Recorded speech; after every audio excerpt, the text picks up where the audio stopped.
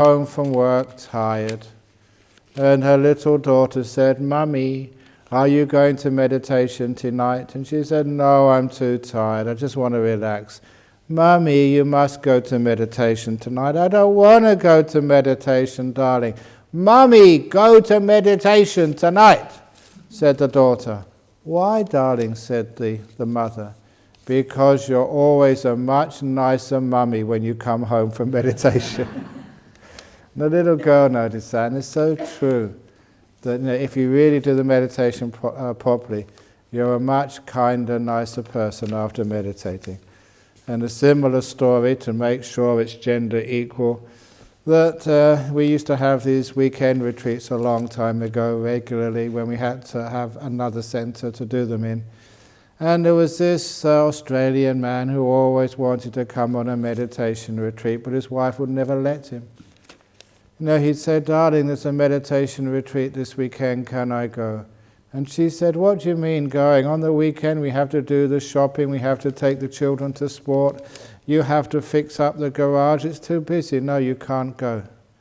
So he said, "Okay, darling."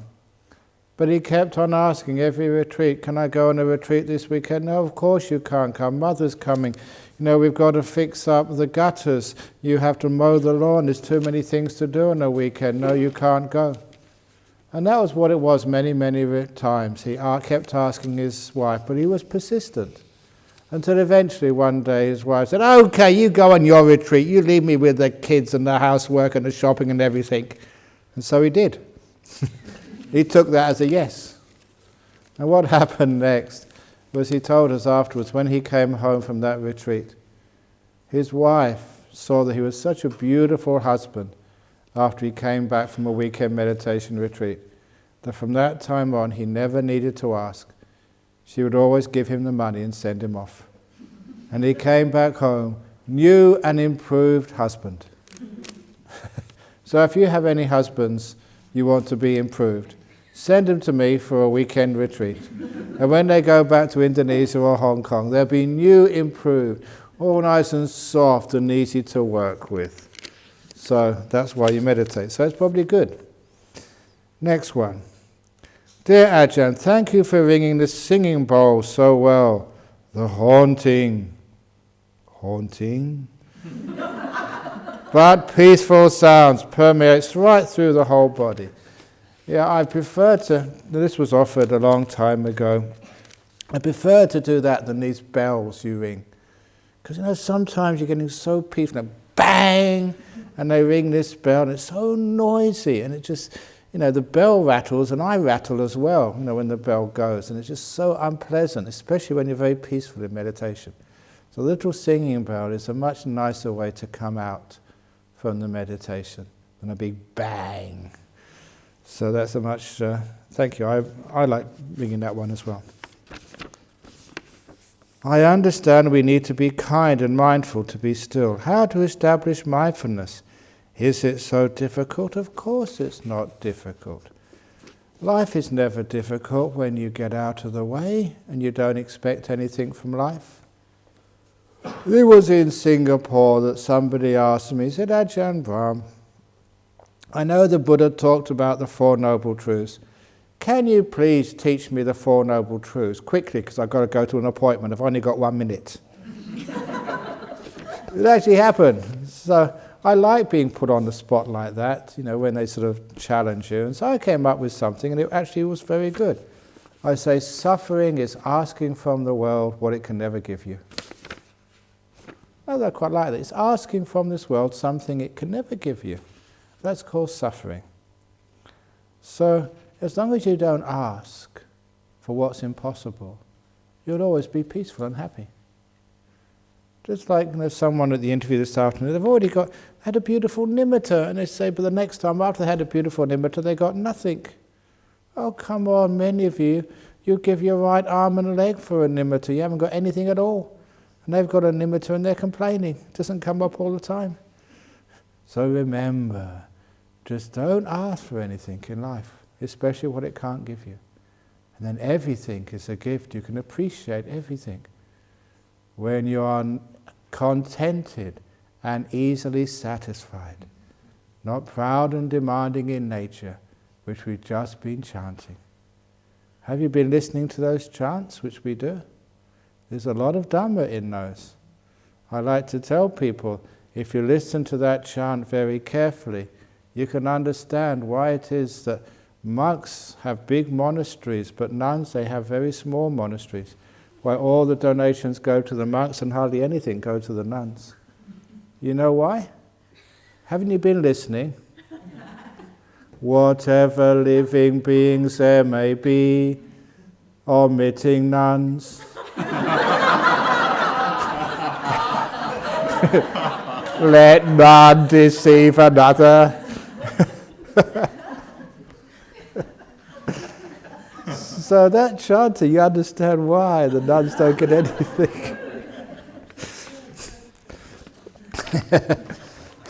So I remember somebody noticed that, and so they decided to change that chant, the metta chant. Whatever living beings there may be, omitting monks. Let monks deceive another, or despise any being in any state. Let monks through anger or ill will wish harm upon another. Just to make it fair. But no, just to establish mindfulness. Mindfulness is not something you do to establish. It's just what happens when you relax and become still. It's one of the things which you will know. It doesn't matter how good you think you are at meditation. It doesn't matter just whether you think you've done a lot of meditation or a small amount of meditation on this retreat. You will begin to notice as the retreat comes to its end, you are much more relaxed, more awake. Food tastes more delicious. You can enjoy the nature much more. And where you really do get a shock is when you leave this place. You don't realize how much you've slowed down, because we've all slowed down together. But when you go out, it's just really a shock, just how busy life is outside of this retreat center. You have calmed down and you have woken up, you have become much more mindful, but sometimes you don't recognize it. But eventually you realize by relaxing, resting, going slowly, not talking so much, not doing so much, your mindfulness increases. The more you do, the weaker is your mindfulness. The slower, the more still, the stronger the mindfulness. And that's how mindfulness gets established. Through stillness, through relaxation, not by doing things. Kindness makes you mindful. Mindful makes you kind. That's why we always say it's not mindfulness, it's kindfulness. Don't just be aware, be kind. If you don't know what I mean, I told this story, because I know that some of you have done Vipassana retreats before.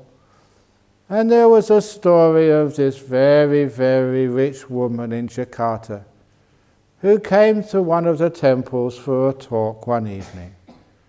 And before she left her mansion, she told the guard at the gate of her mansion, "Be careful, because there's many burglaries have happened in this little neighborhood, and I don't want my mansion to be burgled while I'm out at the temple vihara listening to a talk.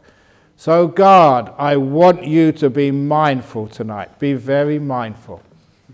So she goes off to her talk at the vihara, and when she returns home a couple of hours later, she finds her house has been burgled.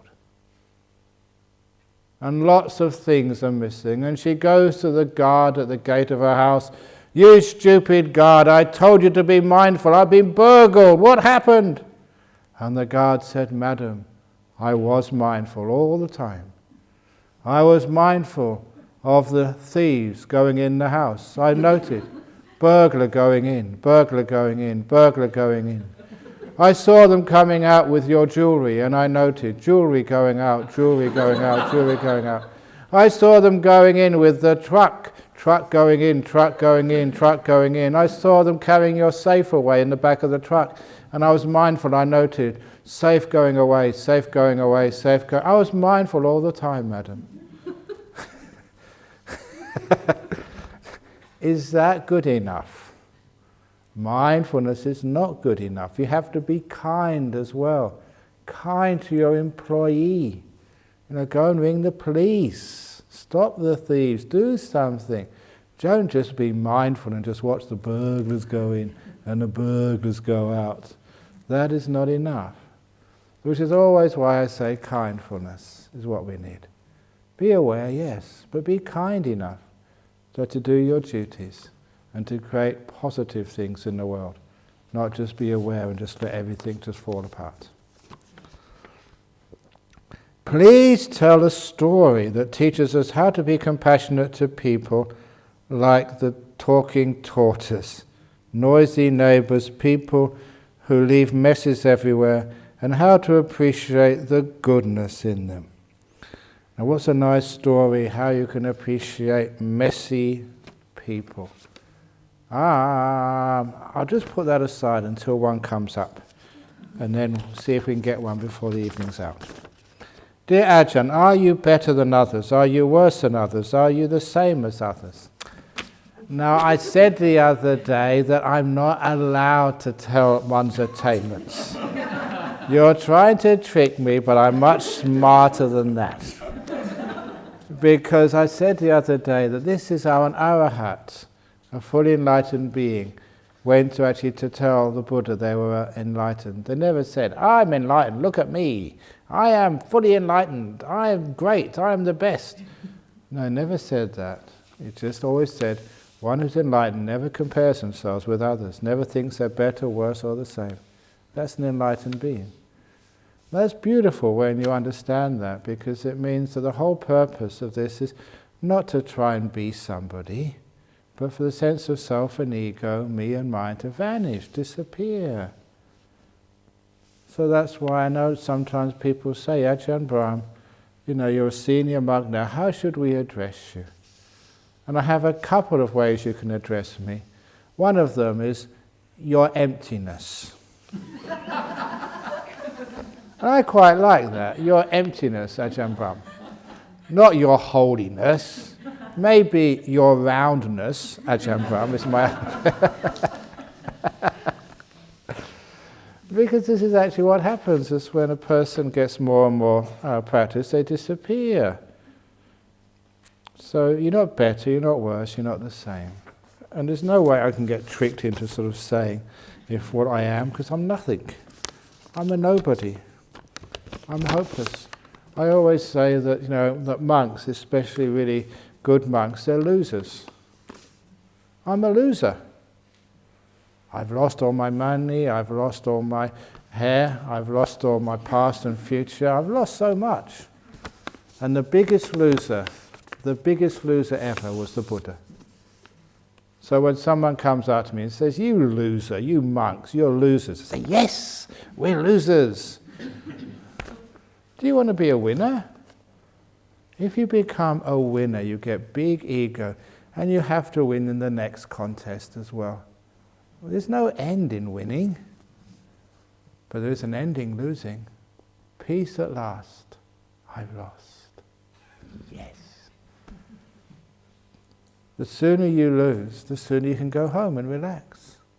I noticed that with exams. As soon as you pass one exam, you've got to do another one next year. And then you pass that one, you do another one afterwards. Until at last you fail an exam. When you fail an exam, you're free. So I tell that to children, look, forget about your O-levels and A-levels. If you pass your O-levels, you have to do A-levels. You pass your A-levels, you have to do a bachelor's degree. Pass your bachelor's degree, you have to do a master's. You get your master's, you've got to do a PhD. It never ends. So fail at O-levels. If you fail at O-levels, you're free. You don't have to do any more work. Makes a lot of sense. Be a loser like me. Dear Ajahn Brahm, you are cordially invited to attend our mindfulness stretching exercise at Walking Meditation Room 1 p.m. daily. All Sangha invited too, so do all retreatants. They're doing a mindfulness stretching exercise.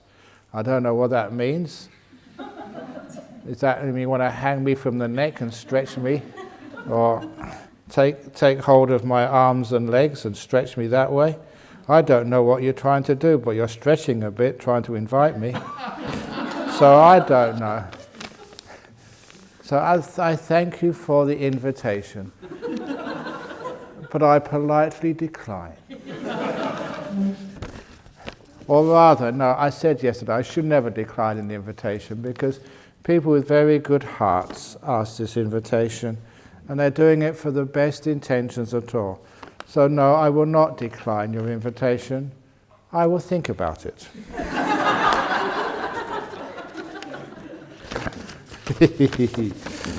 But anyway, anyone who wants to do some stretching exercises, then that'd be very good, because it makes you be able to sit very easily. And I know it's very popular. Some women, they want to stretch their husband's neck.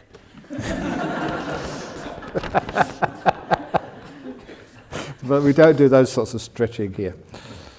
Dear Ajahn, I watched a German documentary about the automatic brain. It said that decision-making is just a delusion. The brain makes all the decisions by itself without informing us 99.99% of the times. Is this what you mean by the bus without a driver?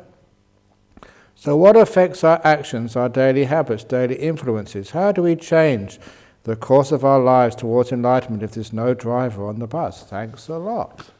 Now that's a very, very deep, good question. The driverless bus simile, if you haven't seen that one, it's in my books, in one of my inventions. I say life is like a journey. Now that's an old simile. Life is like a journey. But your life, sometimes that your journey goes through some very painful, difficult times. It's just like you're on the bus, and the bus goes through some very ugly territory. And what do you do when life is difficult? You want to get out and solve the problem as quick as possible to get out of that suffering. So when the bus is driving through some very, very difficult, ugly territory, what I call the nuclear waste dumps of life, the toxic areas, the gasworks, the old industrial areas, which are not very scenic at all, you tell your bus driver, accelerate, put your feet down on the pedal and get out of here as quickly as possible. But what happens mostly in your life when you're suffering, the suffering tends to last longer than it should. Your bus driver of your journey tends to slow down, even stop when it's ugly, bad territory. And then later on in the journey of your life, you have happy times. Beautiful, wonderful times like this retreat. And you tell the bus driver, slow down, I want to enjoy this, I want to linger as long as possible. And what does your bus driver do? Accelerate. The happy times don't last as long as they should. And you think it's because my bus driver is stupid. My will needs to be trained to be more wise, so I can get rid of the painful moments of my life, so they don't last so long. And when I'm happy, I can stay in that happiness longer and longer. All I need to do is to train my bus driver, your will. And that's what many people do. They come to do mindfulness courses, they go to churches or temples. They're trying to lessen their suffering and increase their happiness by training their will to be smart, to make better decisions. And they never achieve anything. Until one day they find, well, if I'm going to teach this bus driver the will to make smart decisions instead of all the stupid decisions you've made in your life, you've got to find that bus driver first of all. Find its seat. Find where the bus driver actually sits in your consciousness, in your mind. And that's what you do in meditation. Until you finally find the bus driver's seat. And that's where you get the greatest insight, shocking insight. The bus driver's seat is empty. There's no one there. You're on automatic. And what happens next when you realize the bus driver's seat is empty? Non-self, no will there, no person just driving your bus. No one there, and the result of that is you go back to your seat and you stop complaining. There's no one to complain to. You make a right decision, a wrong decision, not my fault, nothing to do with me. No one there. So you enjoy the journey of life with no greed, no negativity. The defilements have gone. Happiness, suffering, it's all part of the journey.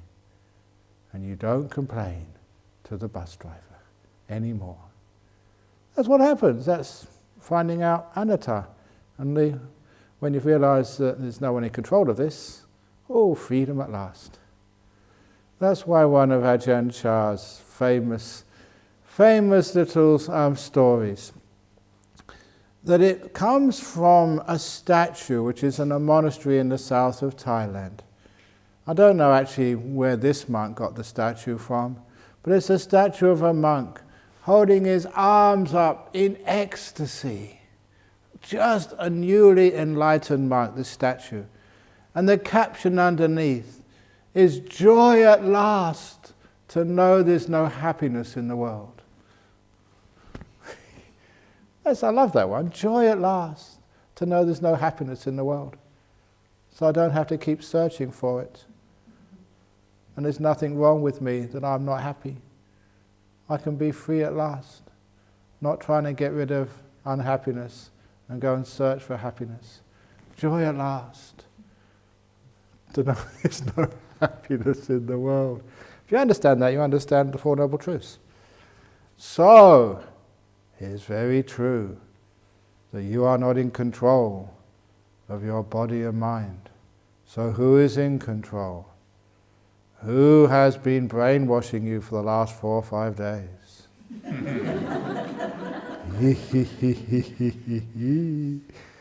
So this is actually how you get enlightened. You need to be brainwashed by somebody else.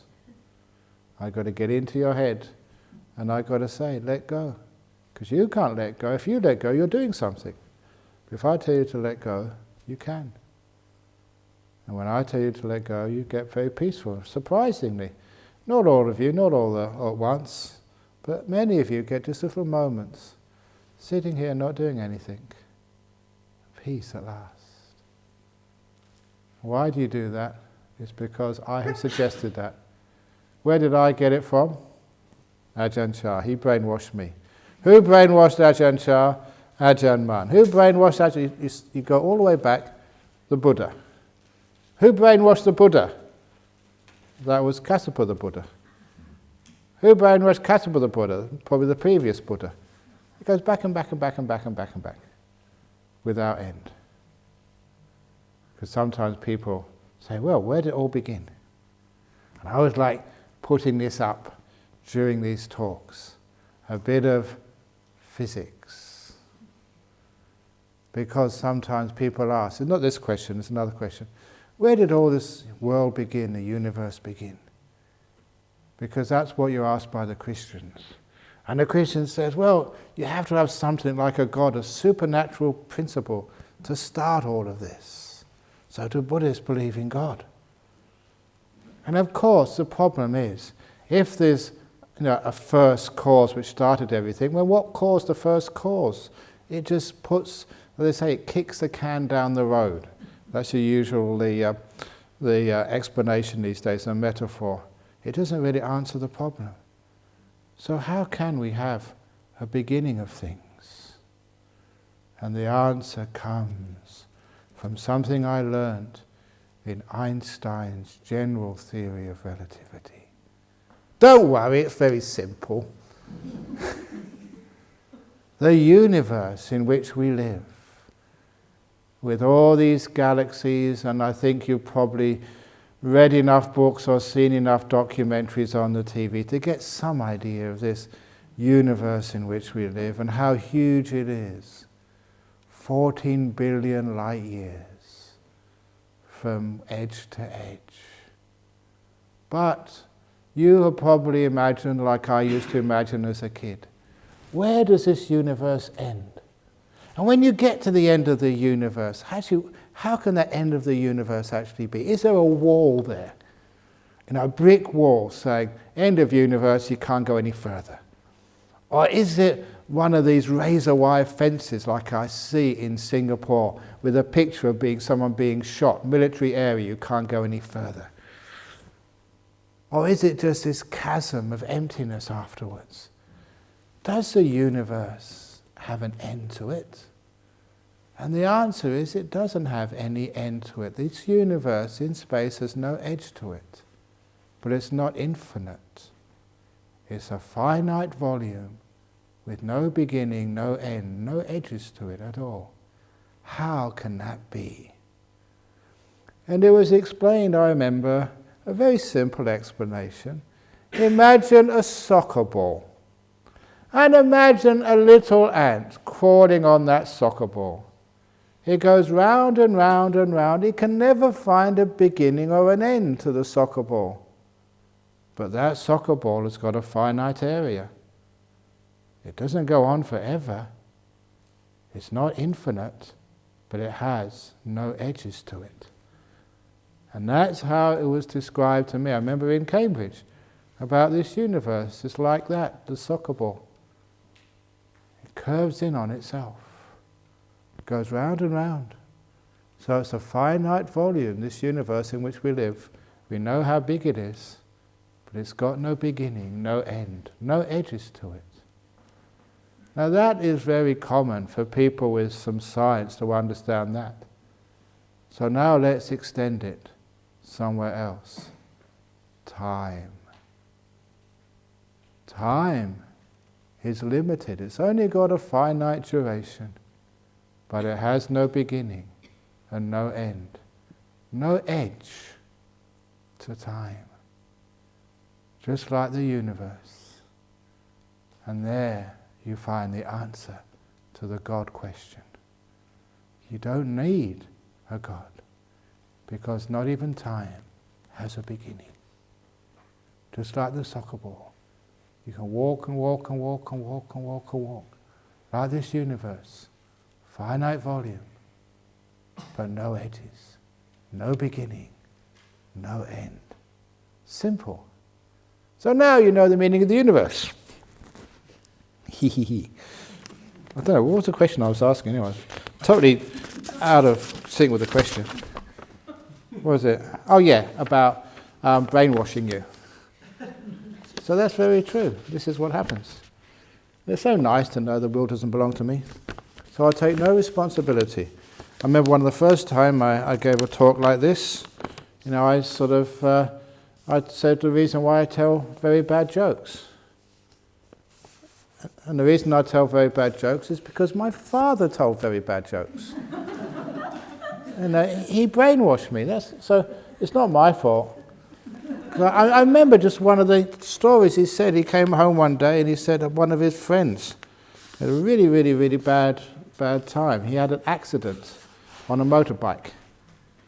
And motorbike accidents can be really bad, and so taken to hospital, had to have his leg amputated. This was quite a few years ago. And it happens, that they took off the wrong leg. It's actually really true. I've seen this in hospital, actually, these days. Even modern, technologically advanced hospitals actually get a felt tip pen and say, this one, before they send them into the surgery. So everybody knows which one they're supposed to cut off. So as soon as they realised their mistake, rushed back into surgery again to cut the other one off. He lost both his legs. And of course, as soon as he could, he got a lawyer and he sued that hospital. But he lost. He lost his case. He didn't have a leg to stand on.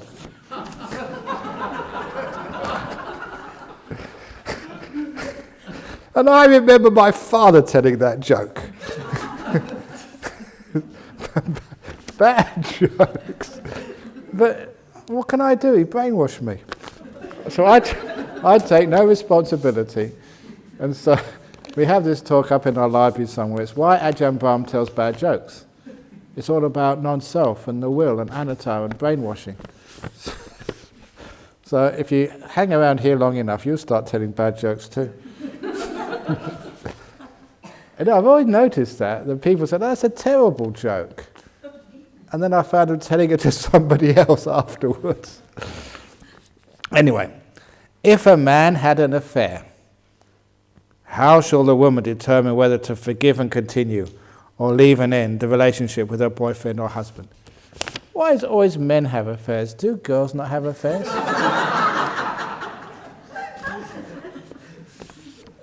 Of course they do. If there's a man, there must be a woman at the other end, unless it's a gay affair. But that sometimes could happen. So how can the woman determine whether to forgive and continue? Now, first of all, you've got to find out, the truth of the matter. Because sometimes women think the guys are having an affair, and they're not, they're just suspicion. Sometimes, that it might mean that, look, there was, no, I better not say this because maybe you know these people.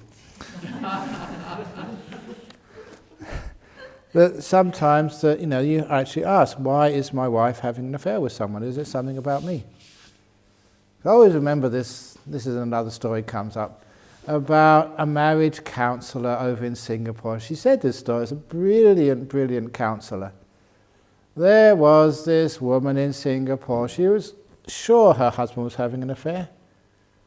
Always coming home late, never interested in her at all. So she went to see the marriage counsellor and said, no, I want to get rid of my husband, I want to divorce him. And the counsellor, she was very smart, she said, well look, does he love you right now? He said, no, probably not. So if you divorce him, he'll be really happy. Is that what you want? He said, no, I don't want him to be happy, that's the last thing I want. He said, well look, try this. Because, he fell in love with you once. Now go and get a nice hairstyle, get some sexy clothes, put some makeup and scent on. Make yourself a bit more attractive. And then to see if you can make him fall in love with you again. And once he's fallen in love with you again, then divorce him. And she said, yeah, I'm going to do that. What a good plan. So, she went to get sort of a fashionable hairstyle, started to wear some sexy clothes again, and then started to, wear makeup and stuff.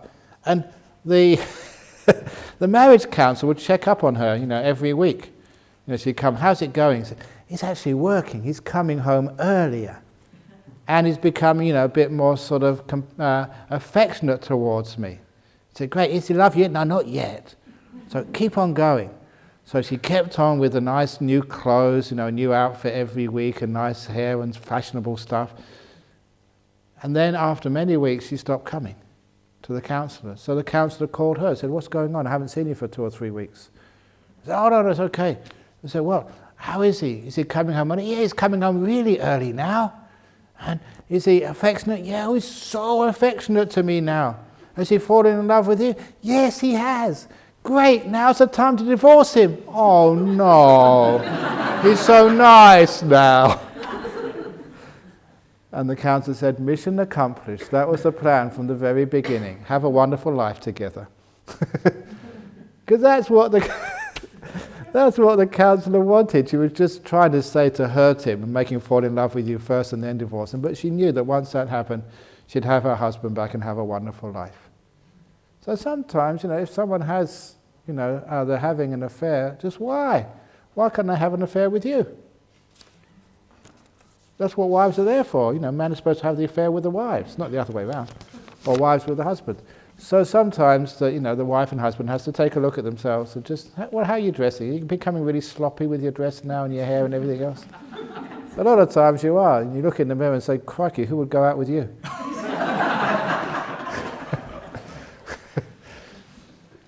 So, I'm a monk, I'm a man, I know just how you can attract men, how you attract girls. How do you attract girls? They like gifts and stuff like that. I think I didn't tell you that story about the man who's, you'll see, Valentine's Day. Did I tell that Valentine's Day story? Day before Valentine's Day. And the husband asked his wife, darling, what would you like for Valentine's Day? And she said, oh, nothing, darling, I don't mind, I don't want these gift things. If you're a man, that's not what she means. She wants something. So he asked again, oh, come on, I want to get you a present. What do you want? Oh, well, okay, darling. Something with diamonds in. That's what girls like, diamonds. So he said, okay, darling. And next day she received a nice little present. She opened it up, and it was a pack of playing cards.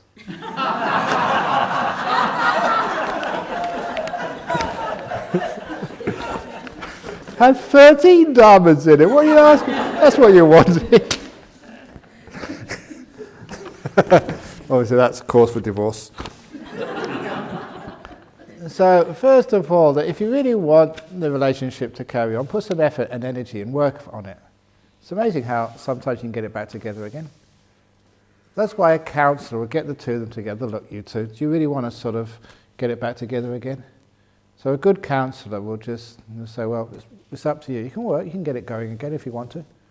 Do you really want to? What's the problem? But of course there are some times when people just move apart. You know, their interests and everything, just basically the relationship's over. Because that happens sometimes. You know, it's impermanence, you know, anicca, what we talk about in Buddhism. It doesn't always last forever. You know, some relationships, you know, last a long time, some a short time. It's just nature. So if it does start to not work out and you separate, it's natural. Don't think that someone is to blame. Oh, why did I do that? I could have been better. Or more often, why did that bastard do that? They're a terrible person. I don't wonder why did I ever marry them? I must have been crazy to go out with such a guy. And we get all this anger at other people, or anger towards ourselves. You should never do that. It's just life. It happens sometimes. So, you know, don't sort of blame anybody. It's, you know, when the affair, the marriage ends or whatever, the relationship ends, no blame. It's just nature, that's all. You know, that stops a lot of the suffering, which means, you know, thank you for all the wonderful time we spent together. Had some great memories. Thank you so much. You know, it's over. Let it go. There's always another sort of buzz coming behind the one you just got off. If you want another relationship, you can have another relationship. It's really up to you. So never think you're too old either for a relationship. In the modern ages, you know, you get these people 60, 70 years of age. You know, they start again, they get married. It's incredible just to see just how people, yeah, we want to spend a bit more life together, why not? So that's wonderful when that happens. And so, you know, next time try and get someone with the same interests as you. I just was thinking about this couple, I read about this, and it just made me laugh for weeks. You know, that this, you know, they've got clubs for everything these days, and they have like this Walt Disney club. You know, people who really like the characters of Walt Disney. And this was in England, where they're really eccentric. So there was one guy, he was so obsessed with Walt Disney that, you know, legally he changed his name to Mr. Mouse. First name Mickey. And imagine you go up to you know, the bank and say, you know, what's your name? Mickey Mouse. But he's got the driver's license, the passport, you know. He is Mickey Mouse, he actually changed it. You can do that if you want to. So he was such an aficionado of Walt Disney movies, he actually changed his name to Mickey Mouse. And of course, the inevitable happened. In the Walt Disney Club, he married a woman who was just exactly the mirror opposite of him. That's right, she had actually changed her name to Mrs. Mouse, first name Minnie. And when they met each other, what's your name, Mickey Mouse? What's your name, Minnie Mouse? And it was real, they'd actually changed their name. And of course, you know, it has to happen. They fell in love. And after they fell in love, they actually, in an Anglican church, Christian church in England, they got married. And I don't know how the priest could actually say in front of everyone, to you, Mickey Mouse, it's like Minnie Mouse, to be your Lord. That poor priest, I don't know how he could actually do that without rolling in the aisle of the church laughing. But it actually happened. Mickey Mouse and Minnie Mouse got married and lived happily ever after. It's in the newspapers. I like reading them. I don't like reading about the wars and the scandals and these are the things I really love reading. That's really worthwhile reading newspapers to find stories like that. So, if you go and, if you had a separation, find people who like the same things as you. And it's much easier then to sort of have a good relationship. So, but anyway, that if you want, want to forgive and continue, that needs a bit of a counsellor to be in front of you, like somebody, because you can't really say that yourself. You need actually people to look inside of you, trained counsellors, and say, well, I think it's the case that you do really want to carry on, and then to help you carry on. Again, it's really nice sometimes being a monk, because sometimes you can be that counsellor and get people to forgive and continue on. And there's many people like that. There's one girl, she comes every week to our monastery now with her husband. She caught him actually going to prostitutes instead of, almost worse than an affair. But when she caught him, she dragged him to see me up in Jhana monastery. We talked for a long, long, long time. It was obvious, he still loved his wife. But, basically she wasn't giving him enough sex, so he went to the prostitutes. So, it was a bit of her fault as well. And, you talk to both of them, and I made him promise in front of me and in front of the Buddha that he would never, ever, ever do that again. And then once he promised that, I made his wife forgive him. But give him a chance. So what I usually say is, put them on parole. Oh no, not parole, probation. Probation for a year. Until they have to make sure that they fulfill their vows, because you can't trust him yet. But give him probation and see if he can win that trust back. And he did that.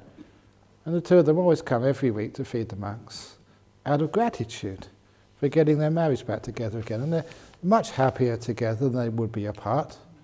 He made a big mistake, and there's some reason behind that. So, but he said, no, I just really want this marriage to work. So, okay, please forgive me. And I would never, ever, ever, ever, ever, ever do that again. So sometimes that can be done. Individual cases, you can't say the same works with everybody, but sometimes it's good to give someone some forgiveness if there is still a relationship worth saving there. We all make mistakes sometimes. Okay, shall I make my confession now? Many years ago, I spent some of the happiest hours of my life in the loving arms of another man's wife. True? Don't spoil it. We kissed and hugged. She was married to someone else. I loved that woman so much. She was another man's wife. You've read this story before, so you know what's coming. That woman was my mother. It was my father's wife.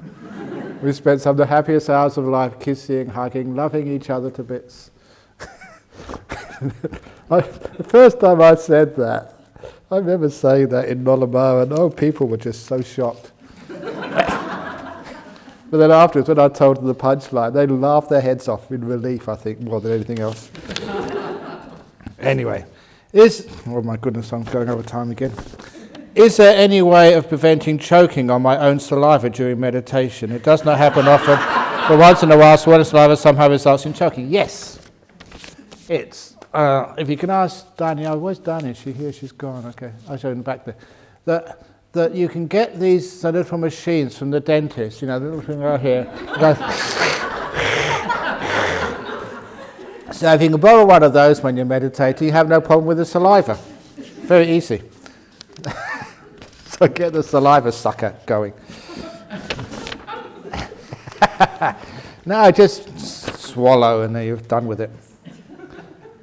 Now this is a very wise question. You are the greatest teacher in this world, and you must be the Maitreya Buddha on earth. Thank you for teaching and setting up this wonderful retreat center for us. My question is, how to handle the daily life in the water after the frog has realized dry land. The mission of the frog is to help more frogs realize dry land. Yeah, sort of. But anyway, whoever wrote that is obviously very wise.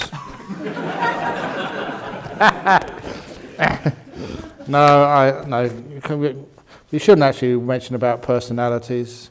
So, no, a good monk has to be humble. And I am the most humble monk in the whole world. My humility knows no bounds.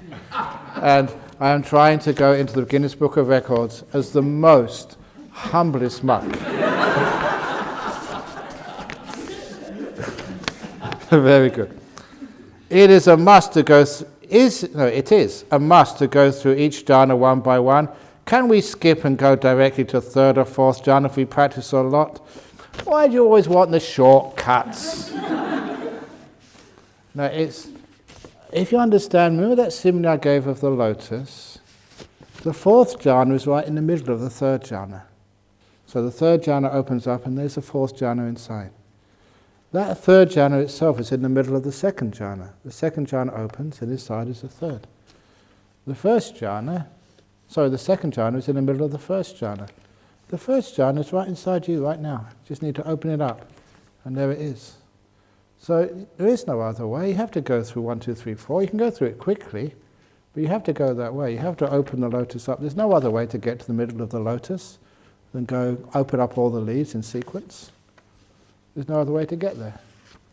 So yeah, you do have to go through one after another. When you realize there's no willpower, will the nimitta fade away? Thank you. Actually, no, the nimitta is much easier. When there's no willpower, you tend not to do so much. All this thing about you think that you can achieve these stages of enlightenment, that you do things, all of that sort of delusion falls away, so you just sit there and do nothing. And that's when all these things happen to you. I haven't told this simile yet of Ajahn Chah, but it's a great simile. I've said it before, many of you know it. It's a simile of his monastery, Wat Ba Pong. He said it was a mango orchard, and he said it's a simile. Those trees were all planted by the Buddha, and it's only a simile. And he said, now all those trees, they're full of ripe, sweet, juicy mangoes. And he said, you monks, you don't need to climb the tree to get a mango. You don't need to shake the tree to get a mango to fall, nor to actually throw up a stick to get the mango. If you do any of those things, you'll get nothing. All you need to do to get a mango is to sit perfectly still under the tree and hold out your hand, and a mango will fall. And I remember that simile in my very first few weeks staying with Ajahn Chah. And I forgot that for years because I thought it was stupid. I had no way I could understand it. I always thought, like many of you, you have to put forth effort. You've got to strive and struggle to get anything in life, especially in meditation. And it's only after many years of struggling and getting nowhere and learning, what my teacher kept on talking to me, but I was too stupid to take it in, to realize, no, if you really want to get the deep meditations and enlightenment, just sit very still under the Bodhi tree. Don't shake it. Don't climb and throw sticks up. And open up your heart. And then all these amazing things, they just fall into you. That's actually how it happens. It's such a perfect simile from one of the greatest teachers, of the last century. Sit under the Bodhi tree, perfectly still. Open up your heart. And all these jhanas, enlightenment, the whole works just falls into your hand. You go and shake the tree, climb up it, throw things up, you get absolutely nothing. And that's what many people do for years. Try and shake jhanas out of their mind. Climb and do something to make it work. And you always get frustrated. Until one day you either give up, or you're smart enough just to sit there and just be still. And all these things come to you. That is what meditation is. Ajahn Chah, brilliant teacher, so fortunate to have spent time with him. As lay Buddhists, we more or less would like to have some worldly pleasures like wealth, good relationships, family, and so on. I sometimes have internal conflicts. On the one hand, I have to be honest to myself that I still crave for these worldly pleasures. But on the other hand, Buddhists are told to let go of these so as to be free. How can I be free with these conflicts? How can we both be both true to ourselves and be a good Buddhist at the same time? Thank you. Excellent. Someone is being honest to themselves, which is important. Of course, this is how you feel, and so you will have your sex, you will have your noodles in the evening, you want to watch the television, all sorts of other stuff. That's your nature. So be kind and be honest to yourself. But you'll find the reason why you're here is that's not really enough for you in life. A lot of you have seen through those pleasures and say, well, I've had the sex, I've had the kids, I've had the relationships, and some of you had the wealth. It's maybe not as much as you would want, but you've had enough to get these things which you want. And is this all there is? And this is one of the reasons why you see people like the monks and the nuns, they've got no family, they don't have sex, and they don't have these so-called worldly pleasures, but they seem to be happiest of all. And that's really, really strange. Why is it these monks are happy? And then you come along to these retreats and you start learning about meditation, you have a taste of freedom. And this is actually where you start to get interested. You don't give up all the pleasures all the way, you don't do anything, it just happens. As you meditate more and more, as you hang around monks like me more and more, you tend to get not so interested in wealth, not so interested in even sex and stuff. Okay, you do your duties to your husband or wife, but it's not such a huge thing in your life anymore. And then the wealth doesn't become such a huge thing. Like fame is just, I always wanted to be famous and well known, and now sort of, what for? So as you practice more and more, naturally those things which drove you in the world tend to have less and less meaning. And things like meditation, things like kindness, generosity are more important than wealth and fame. It just happens naturally. You can't make it happen, you can't stop it happening. It's just a natural progression. So be honest to where you are and don't compare yourself. If you still like the movies and the TV and the sex, please go ahead. But after a while, if you hang around and do more meditation, you find those interests get less and you start to transform. But don't think that one person is better than another. No more than I keep on saying that a person who's, say, in grade 12 is better than one in grade 1, or say someone in the 6th form, in the English way of doing things, is better than in primary school. You can't say one is better than the other. One person's been in school longer, that's all. That's why they're at university and why they understand more about maths than someone in primary school. They're not better. So don't ever think, oh, the monks and nuns, they're more enlightened, therefore we're better than you. There comes the time you're sitting up here. I hope I'm not sitting down there, but but you find that does happen after a while.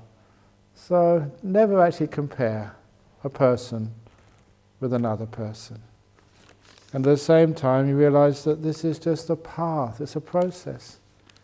And having been a monk for such a long time, I've seen people at the beginning of the process and seen them develop, and it's very inspiring for me to see that. Especially, seeing people you've ordained as monks and seeing them grow. They start off as these little anagarikas, helping out in the kitchen, the people in white. There's a few of them sitting in the back there. And you start to teaching them, ordain them, and little by little they get brainwashed. And then after a while you get like an Ajahn Brahmali. He becomes a teacher now. It's like he's my kid. So I'm really proud of my children, just like fathers are proud of their kids when they do well in life. That's my boy. So it's nice when you see things like that and see other people. Like this monk laughing over here.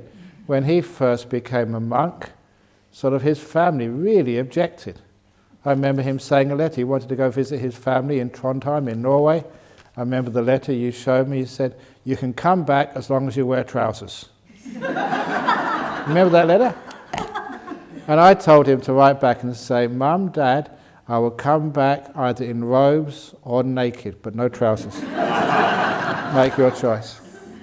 Because his family were really against him being a monk. But he's old enough to make his decision. He became a monk. And then I also remembered him when his father died. You went off to look after the funeral. I hope you don't mind me saying this, but I'm proud of these things. You should be proud too. His brother, his elder brother, sent me this letter.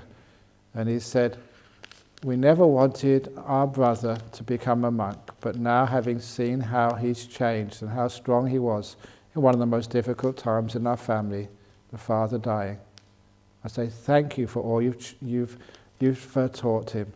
And he has full approval from our family to become a monk. We're so proud of him now." And it's wonderful when you see something like that happen. As a teacher, that makes me really, really happy. When you can see people actually developing as from the lay life into being monks. Really wonderful. And you see, it's a process. So, they start off, the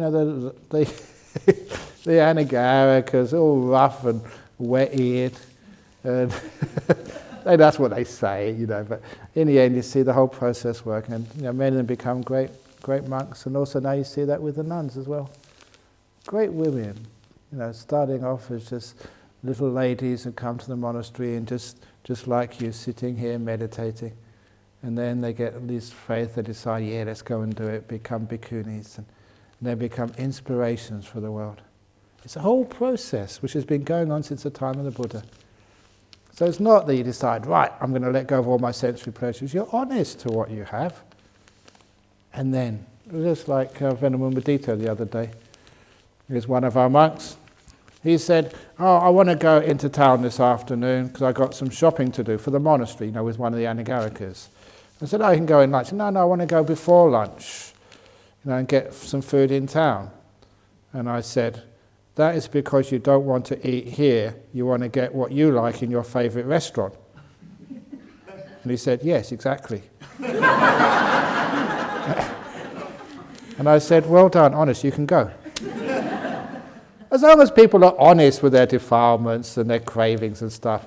He's fed up with the cold food we get. So he wanted something hot, so fair enough. Just going a bit early, and then the Anagarika can get him something hot to eat, what he likes, in his cafe or something. He's being honest. And that is much more important to me, than say, oh, no, just, I have to go in because the shops aren't open until this time or that time. So, if you've got your defilements, just do it for goodness sake. Be honest. Honesty is more important than more anything else. I better carry on, go quick, it's 9:30. Handaka, this is in Bahasa. Okay, anyway, this is a Bahasa question. But first of all, dear Ajahn, would you please share your thoughts how meditation practice would impact on the development of illness related to dementia, including Alzheimer's? Thank you. It is, I'm pretty sure, it hasn't been proven yet, but someone who meditates is very unlikely to get dementia or Alzheimer's. I know many old monks, and those old monks don't seem to get dementia or Alzheimer's, the ones who practice meditation anyway. Haven't done the research, haven't done the statistics yet, but I'm pretty sort of sure just by my feelings and anecdotal evidence that you don't get dementia. But there's something I remember Ajahn saying. I mentioned it before, but it comes up now. If you want to have a healthy body, you have to exercise it. If you want to have a strong mind, you have to keep it still. The opposite of exercise.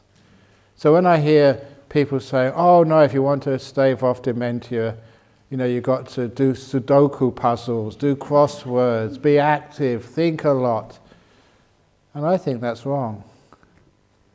I think that by just exercising your mind like that, you do wear it out.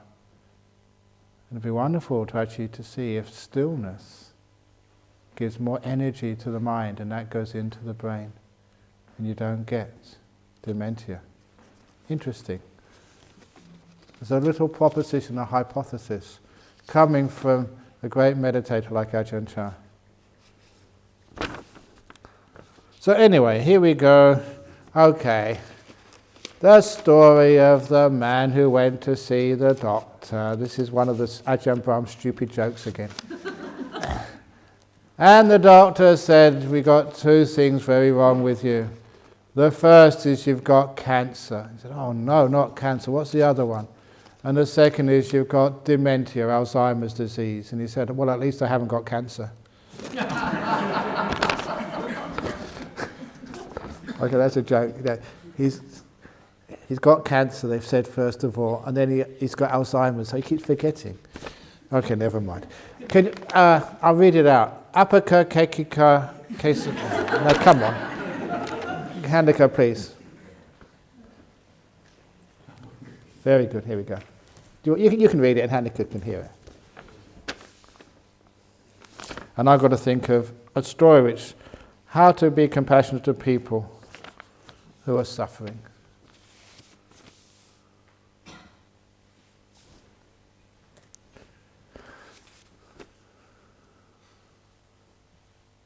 Yeah? Yeah, go on.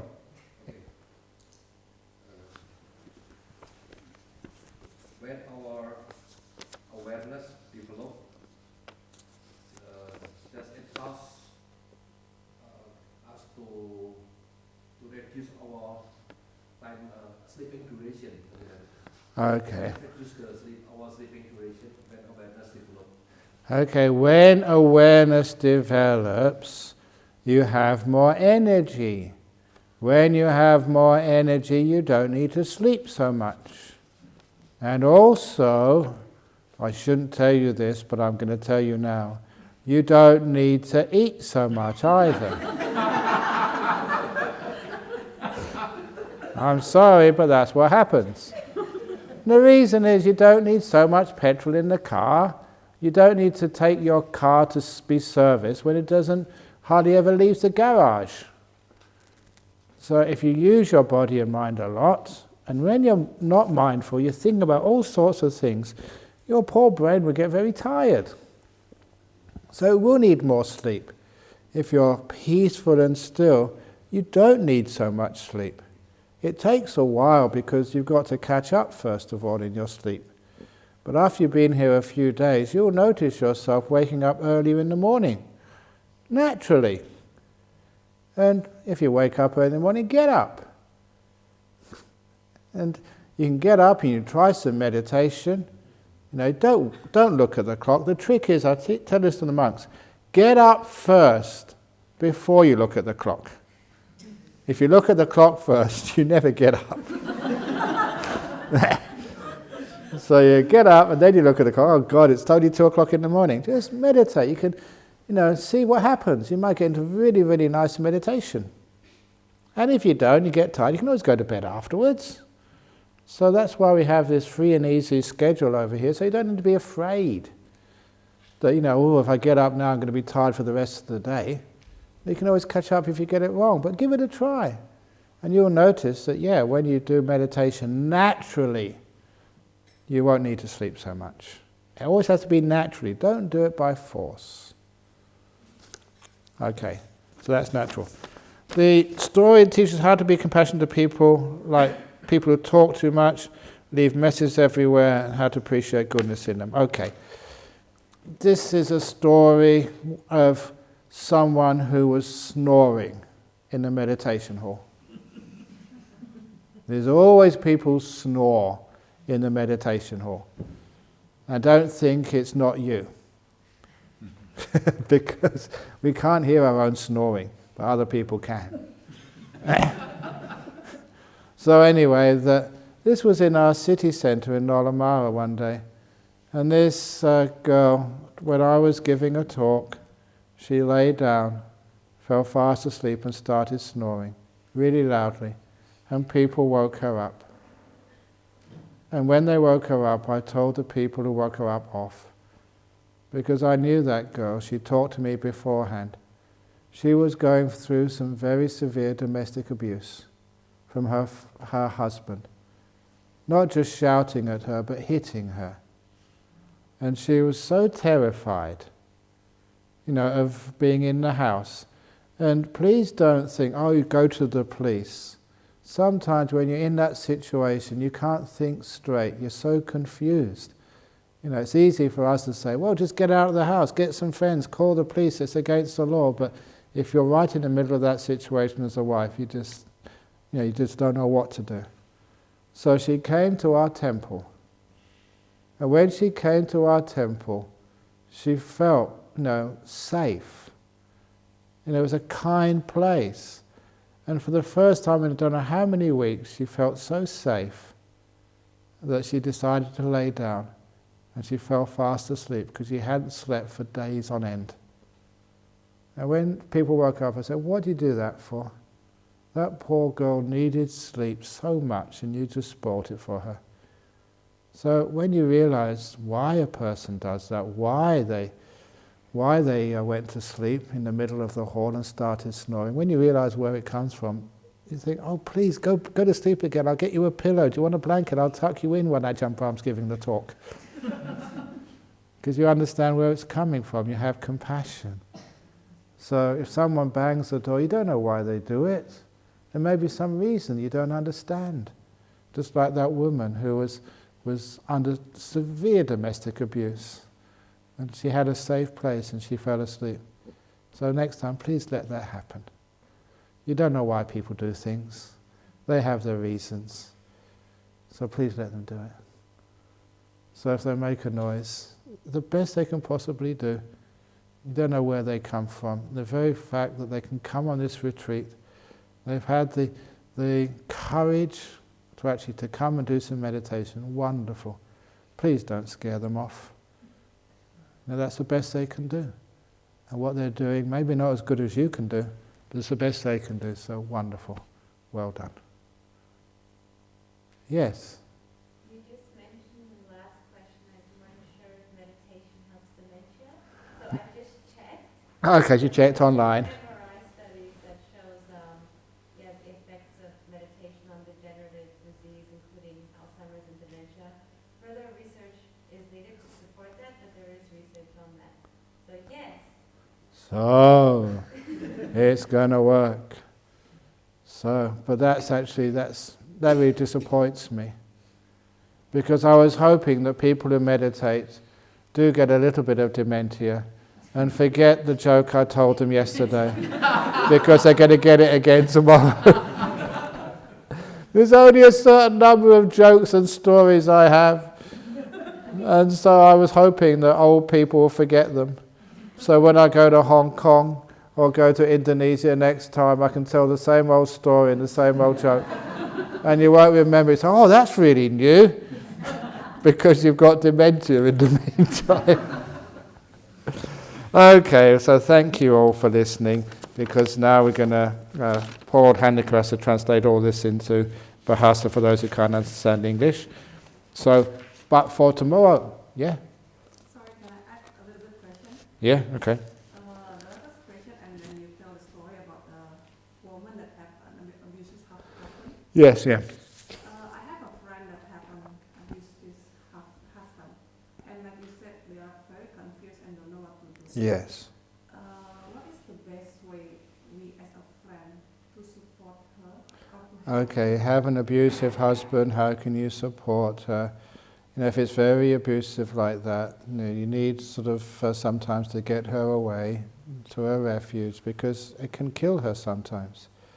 It can cause huge psychological and physical damage to her. That's why in many countries it's illegal. The guy goes to jail if he treats a wife like that. And so you've got to be very careful there to protect her physical well-being. And of course the other thing is you need a counsellor there. Now there's also another thing which I've noticed, that sometimes that the husband, the guy, doesn't think he's being abusive at all. He can't see it. So one great thing to be able to do today, get out your smartphone and video him when he's acting sort of abusive or violently. And then when he's settled down, play it to him. It's like a mindfulness technique. Because when we're really angry, we just don't know what we're doing. It may be that he's drunk. Take a video of the person when they're drunk. When they're sober, play it to them. And that's a huge wake-up call. So, is that what I'm like? I remember the first time that, doing the training to be a school teacher, that we all had to present a lesson. It didn't really matter what we were doing, and it was videoed. It was the first time I saw what I looked like. on the TV screen. It's just a private video. And that shocked me, because where you're standing now, you're looking through your eyes, but, you can't see what I can see now. I'm seeing your face. And to see yourself on TV for the first time, actually you start, the reason I did that, because if you've got any small idiosyncrasy, like a twitch, and you in the front of high school kids, after 5 minutes all the kids will be in front of you. So you have to get that out of your system before the kids tease you with it. So if you can video him, or get the wife to video him when he's drunk or abusive, and play it back to him. Sometimes you don't realize how bad we are. And when he sees that, sometimes that can be the wake-up call, the thing which is needed to get him so embarrassed and upset about himself. He said, I don't want to be this person I've seen on the video. I didn't realize that's what I look like. That's a very good technique if you can manage that. But other than that, you need counselors. So how if the wife is in denial? Like, my husband is angry, he's just sometimes. Yeah, again, if she has bruises on her body, she didn't fall down the stairs, she didn't walk into a door, that was her husband. And it does kill people. And if it doesn't kill them, it has such huge psychological damage for the rest of their life. They do get into very, very bad states. And again, that's the job of countries, to actually advertise so that women realize it is a problem. And the men realize it's a problem as well. And it's not just men, it's women as well. And I have a little article which was showing around to the monks. The research, I think it was done in Europe, and they showed that nagging wives actually kill the husbands. It's true, it's there. I'll get it out, read it tomorrow for you. It's recent research. They say something like 350 deaths out of 100,000 are caused by nagging wives. It actually does lessen the husband's lifespan. But the opposite doesn't, apparently. The husband nags at the wife. You're immune to it, apparently. But not the men. So, you actually kill them. So, there's domestic abuse on both sides. So, be kind to each other. But if you do see that, you've got to stop it pretty quickly. And obviously the best thing is to stop it before it gets so ingrained. Early prevention is the best. But, if not, then, you have to convince her, that, this is a problem. You can't carry on like this. Videos is pretty good. If she's got some bruises, take photos of them. Show it to her again and again and again. Look, this is what you look like. That's not from a door, that's from your husband.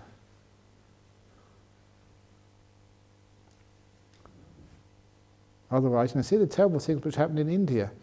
They kill the girls, they pour acid over them, and all sorts of incredibly bad things. And that's when it goes really, really too far. That is unacceptable. Anyway, that's getting serious stuff, and I wanted to send you off in a nice, happy way. So, with actually the dementia thing, my mother suffered dementia for 2 or 3 years. And I remember one wonderful experience when my brother and I went to see my mother in the dementia ward. And there is always some positives with everything. And what we saw was, as we walked into the ward, we saw my mother, and my brother, who was looking after her, said straight away, "Hey, that's not your mother's dress that she's wearing. She was wearing somebody else's dress." And then he sort of laughed to himself. He said, "Oh, sorry, I should have remembered. This happens all the time." Because if everybody in this ward has dementia, they don't remember which dress belongs to whom. So they just see a dress in someone's room. If they like it, they put it on and wear it. And isn't that sort of wonderful? It's sharing. When you have dementia, you don't have any sense of ownership.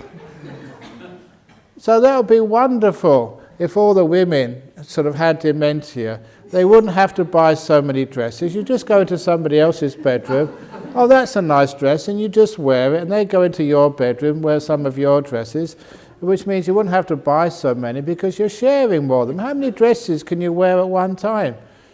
So that was a wonderful thing. So if you've got dementia, when you go out of here, if you like a pair of shoes, you don't like your own, oh, that's okay, I'll have those ones to walk back this evening.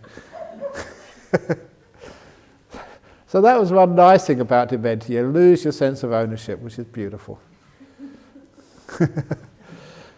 But please don't do that, otherwise we get into trouble. And please don't go into my room and wear my dress. Okay, enough.